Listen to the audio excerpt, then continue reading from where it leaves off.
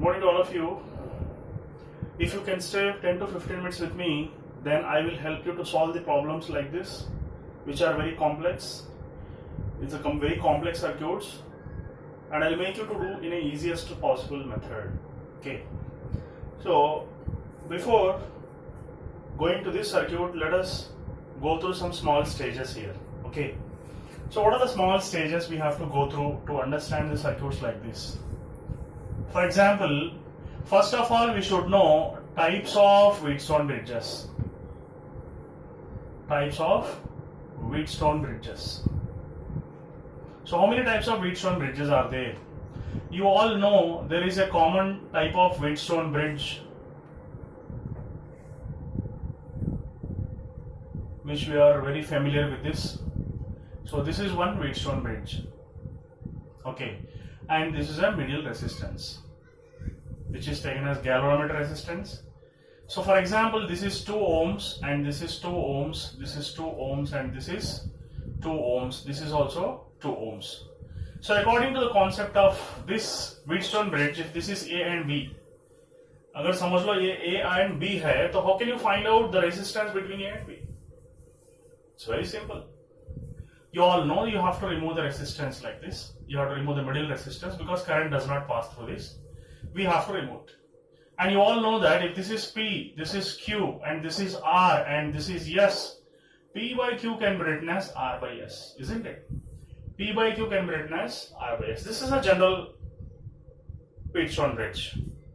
Now, there are some typical type of Wheatstone bridges, which you may be a little bit confused, but nothing is there in that.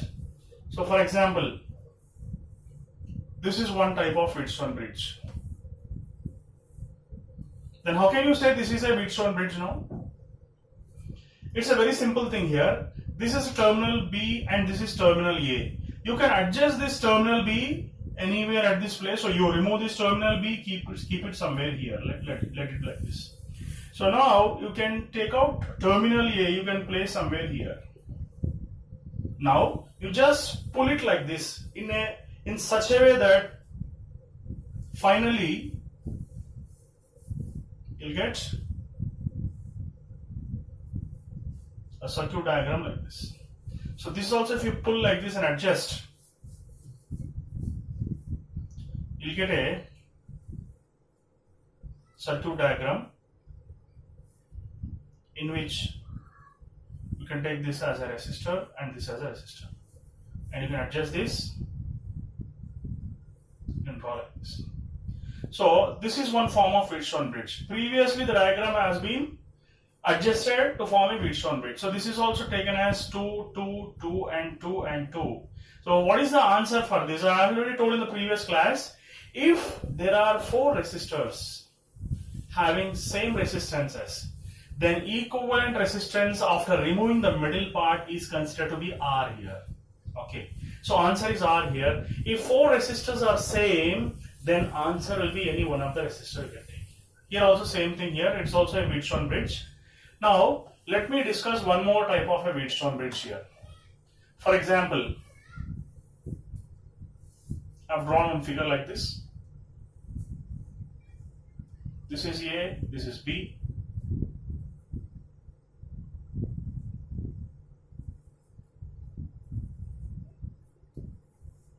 For example, this is 2, this is 2, this is 2, and this is 2, and this is 2. Is it not a Wheatstone bridge? Yes, definitely it is going to be a Wheatstone bridge. How? How can you say that? You just take this part which has entered inside the triangle and remove this part outside. So you can take out this part and draw like this. So this is part, here it was A actually, it was being taken out. Now it has become A and B. It is also a Wheatstone bridge. So 2, 2 and 2 ohms. So equivalent resistance is going to be 2 ohms. So this is one form of Wheatstone bridge. You can draw the Wheatstone bridge like this also. So this is also a Wheatstone bridge. Here also if it is 2 ohms, 2 ohms, 2 ohms and 2 ohms. In the middle part, this is a middle resistor, there is no current passing, and these 4 resistors are same, then R equivalent is going to be 2 ohms. So this is some of the circuit diagrams of equivalent resistors. Now we shall discuss about a little bit complex concept here now. So these are some of the examples of a Wheatstone bridge. Now if you observe this one, each and every resistance, let us imagine it is R. Okay, so let me draw the upper part first. So I have drawn the upper part here. This is R and this is R, and this is also drawn over here. This is has to be R. Now let us imagine that this is R and R, that is 2R. This is R and R, 2R, because they are in series connection. And 2R into R by 2R plus R. This is 2R, this is R. 2R into R is 2R square. By 2R plus R is 3R. Okay. So now this is going to be 2R by 3. Now these two are in series, that is 2R.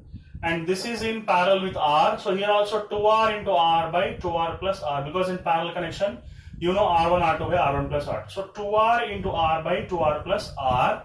So this part is also going to be 2R by 3. Similarly, these two are in series, which is parallel with this. So 2R into R by 2R plus R.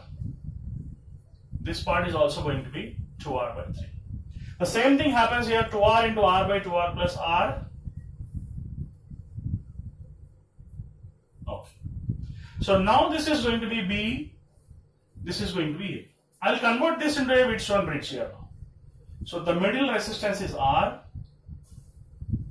this is R, this is going to be R, this is A. These two are series, these two are in series, these two are in series. We add them, it is going to be 4R by 3 and 4R by 3. So this is 4R by 3 and this is 4R by 3. This is going to be B here now. So now if you turn this in this way, now it is going to be a Wheatstone bridge, in which middle resistance I am going to draw like this. And here the left part is R, this is R, the right side part is 4R by 3, and this part is going to be 4R by 3. Now if this is P, Q, R, S, P by Q is equal to R by S, or P by R is equal to Q by S, whatever it may be. So this is a Wheatstone bridge. And if this is a Wheatstone, it has satisfied the balanced condition. There is no current passing in the middle one. So let me remove the middle part here. So if you are going to remove the middle part, then you have to add them. What is that? 4R by 3 plus R. So it is going to be 7R by 3. So these two combined together, it is going to be 7R by 3. These two combined together, it is going to be 7R by 3. If two resistors are parallel and they are same, then the equivalent resistance will become half of any one of them. So this is 7R by 3, this is 7R by 3. So they are same. So answer is going to be 7R by 3 whole divided by 2. That is going to be 7R by 6. It is just like when parallel connection. If n resistors are in parallel, the answer is going to be R by n. So if 2 are in parallel, then answer is going to be R by 2, where R is considered to be 7R by 3.